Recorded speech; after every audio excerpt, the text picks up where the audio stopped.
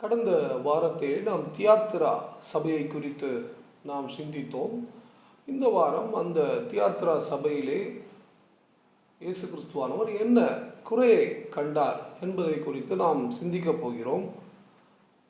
வெளிப்படுத்தல் விசேஷம் 2ஆம் அதிகாரம் அந்த 20ஆம் வசனத்தை நான் படிக்கிறேன். ஆகிலும் உன் பேரில் எனக்கு குறை உண்டு, என்னவெனில் தன்னை தீர்க்கதரிசி என்று சொல்லுகிற எசபேல் என்னும் ஸ்ரீயானவள் என்னுடைய ஊழியக்காரர் வேசித்தனம் பண்ணவும் விக்கிரகங்களுக்கு படைத்தவைகளை புசிக்கவும் அவர்களுக்கு போதித்து அவர்களை வஞ்சிக்கும்படி நீ அவளுக்கு இடம் கொடுக்கிறாய் என்பதாக இந்த வசனத்தை இங்கே கூறுகிறதை நாம் பார்க்கிறோம். எசபேல் யார்? இந்த எசபேல் கண்டிப்பாக இந்த தியாத்திரா சபையில் எசபேல் என பேர் கொண்ட ஒரு பெண் அங்கே இருந்திருக்க முடியாது. ஏனென்றால் நாம் 1 ராஜாக்கள் மற்றும் 2 ராஜாக்கள் புஸ்தகத்திலே நாம் படித்த அந்த எசபேல் எப்படிப்பட்டவள் என்பது எல்லோருக்கும் நமக்கு தெரிந்த ஒரு காரியம். ஆக there was a spirit of Jezebel. ஜெசபேலுடைய அந்த ஆவியையுடைய அந்த தன்மைகளுடைய ஒரு பெண் இது போன்ற காரியங்களை செய்கின்றதையும் நான் பார்க்கிறோம். ஆக எசபேலுடைய தன்மைகள் என்ன, அதை குறித்து நாம் சிந்திக்கலாம். முதலாவதாக, she rules her husband. 1 ராஜாக்கள் 21ஆம் அதிகாரம் 25ஆம் வசனத்திலே நாம் பார்க்கிறோம். தன் மனைவியாகிய எசபேல் தூண்டிவிட்டபடியே கர்த்தரின் பார்வைக்கு பொல்லாப்பானதை செய்ய தன்னை விற்று போட்ட ஆகாபை போல் ஒருவனும் இல்லை. சபைகளுக்கு தலைவர் இயேசு கிறிஸ்து. ஆனால் அந்த அவருடைய வசனத்தை வார்த்தையை கேட்காமல் அவரையே ஆள வேண்டும் என்ற எண்ணமுடைய ஆவி தியாத்திரா சபையிலே இருக்கின்றதை நாம் பார்க்கிறோம். எப்படி எசபேல் தன்னுடைய கணவன், அது மட்டுமல்ல ராஜாவாகிய ஆகாபை, she wants him to be under her control, அப்படியாக நினைத்ததை நாம் பார்க்கிறோம். ஆகிய இன்றைக்கும் ஒவ்வொரு திருச்சபையும் நாம் உணர்ந்து கொள்ள வேண்டும், இயேசு கிறிஸ்துவே சபைக்கு தலைவராக இருக்கிறார். அவருடைய வார்த்தையே நமக்கு நன்மை தரும் என்பதை நாம் உணர வேண்டும். She rules her husband. இரண்டாவது காரியம், she loves to manipulate. ஒரு சிறிய காரியத்தை பெரிய காரியமாக மாற்றி அதன் பேரிலே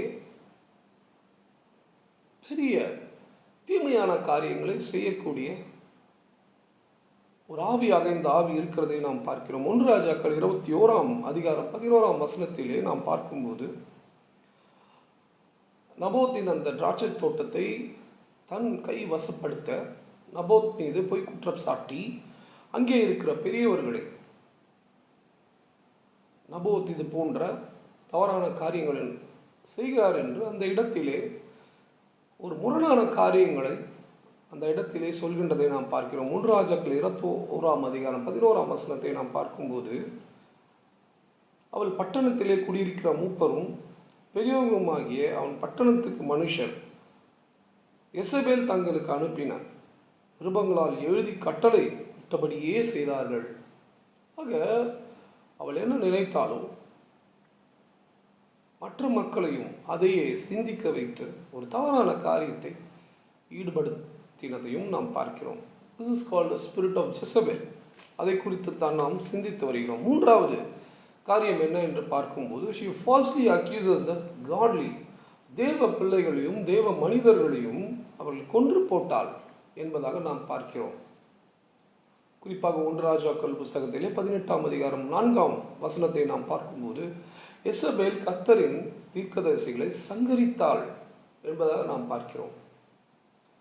ஆக திருச்சபைகளிலே யார் தேவனுடைய பிள்ளை, பரிசுத்தாவியோடு உண்மையான விசுவாசத்தோடு யார் திருச்சபைகளில் செயல்படுகிறார்கள் என்பதை நாம் அறிந்து கொள்ள வேண்டும்.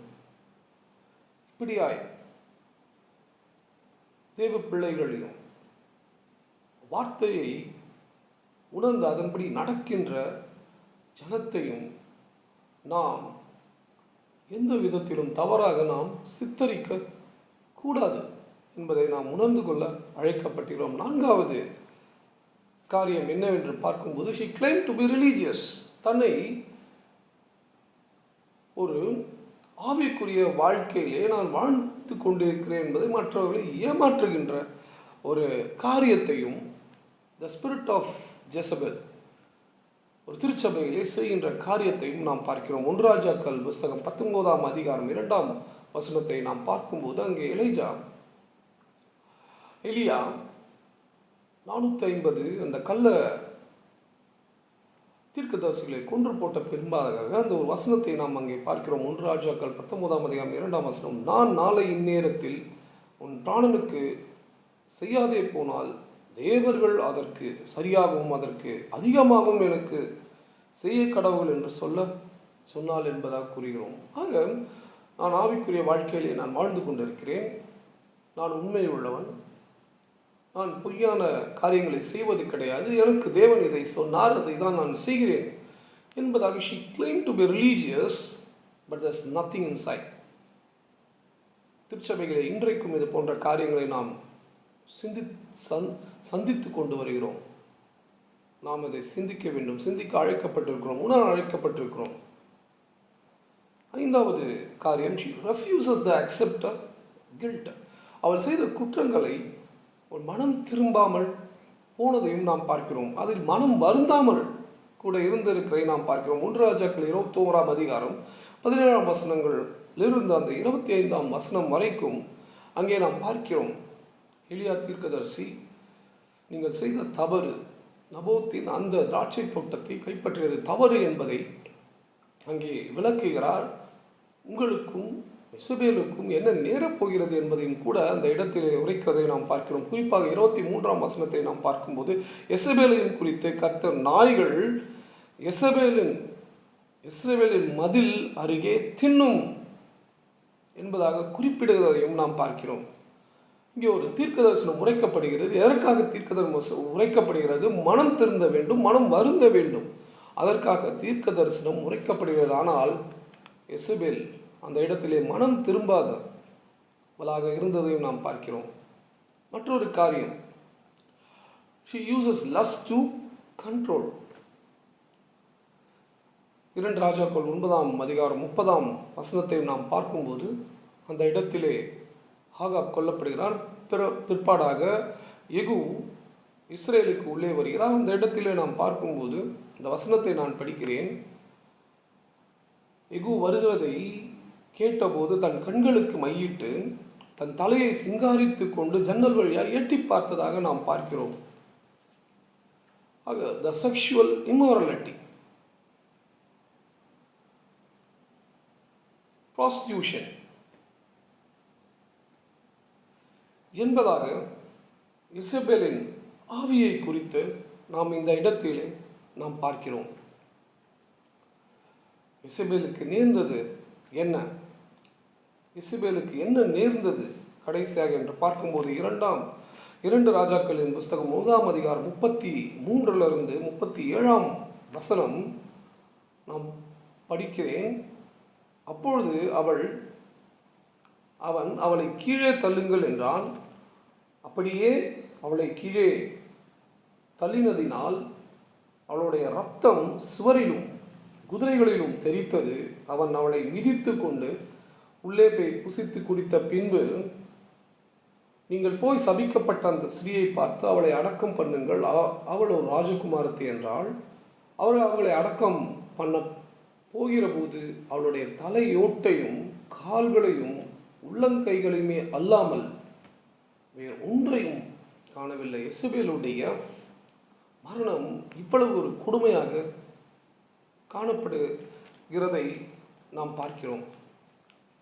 ஆக Jezebel she completely, because of her Israel got stumbled என்பதாக நாம் பார்க்கிறோம். இஸ்ரவேல் மக்கள் இடறி விழுவதற்கும் இது போன்ற காரியங்கள் அவள் செய்ததினாலே அவர்கள் இந்த காரியத்தை அவர்கள் வழிநழுவி போனார்கள். இடறுதலாய் இஸ்ரவேல் மக்களுக்கு இருந்தார். மத்தேயு 18ஆம் அதிகாரம் வசனங்களிலே நாம் பார்க்கும்போது இயேசு கிறிஸ்துவானவர் சொல்கின்ற காரியம், எவன் ஒருவன் இடறுதல்களை தருகிறானோ அவனுடைய கழுத்தில் எந்திரக்கல்லை கட்டி சமுத்திரத்திலே ஆழத்திலே அவனை அமிழ்த்துவதற்கு உனக்கு நலமாக இருக்கும் என்பதாக இயேசு கிறிஸ்துவானவர் கூறுகிறார். ஆக எசபேல், this is the spirit of Jezebel. எசபேலோட ஆவி இது போன்ற காரியங்களை இன்றைக்கும் திருச்சபைகளை செய்து கொண்டிருப்பதை பார்க்கிறோம். நாம் இன்றைக்கு உணர அழைக்கப்பட்டிருக்கிறோம். அடுத்த வாரம் எசபேலின் ஆவியை இல்லாமல் இயேசு கிறிஸ்துவை சொல்கின்ற வார்த்தையை பின்பற்ற மக்களுக்கு என்ன காரியங்களை அவர் வாக்குத்தத்தமாக தருகிறார் என்பதை அடுத்த வாரம் சிந்திப்போம். அதற்காக ஜெபியுங்கள். கர்த்தர் உங்கள் ஜெபங்களை அங்கீகரிப்பாராக. ஆமென். ஜெபிப்போம். அன்பு மகா இறக்கம் நிறைந்த எங்கள் பரலோக பிதாவே, இந்த வேலை சுவாமி எங்களுக்காக கொடுத்தீர், அதுக்காக நன்றி தகப்பனே. இதோ சுவாமி, இன்றைக்கும் கர்த்தாவே உங்கள் இசபேலுடைய ஆவி எப்படியாய் திருச்சபையிலே செயல்படுகின்றது என்பதை கர்த்தாவே நாங்கள் இன்றைக்கு சிந்தித்தோம் சுவாமி. கர்த்தாவே, நாங்கள் இதுபோல் இல்லாமல் உம்மை முழுமையாக கர்த்தாவே நம்பவும், உடைய வார்த்தையை கர்த்தாவே நாங்கள் நம்பவும் கிருபை செய்ய வேண்டுமாய் தகப்பனே ஜெபிக்கிறோம் சுவாமி. கர்த்தாவே, நீரே எங்களுடைய மனவாளன், நாங்கள் உம்முடைய மனவாட்டி கர்த்தாவே. உம்முடைய ஆளுகைக்கு கீழ் கர்த்தாவே நாங்கள் செயல்பட நீ கிருபை செய்ய வேண்டுமாய் தகப்பனே ஜெபிக்கிறோம். ஒவ்வொரு சபைகளும் சுவாமி இசைவேலுடைய ஆவி இல்லாமல் ஃபஸ்ட்டு ஆவியுடைய கிருபையினாலும் தேற்றுதனாலும் சுவாமி மென்மேலும் வளர கிருபை செய்ய வேண்டுமாய் ஜெபிக்கிறோம் சுவாமி. உங்கள் சித்தமே எங்கள் ஜெபமாக மாறட்டும். துதிக்கான மகிமையை துமக்கே செலுத்துகிறோம். இயேசு கிறிஸ்து மூலம் ஜெபிக்கிறோம் நல்ல பிதாவே. ஆமென்.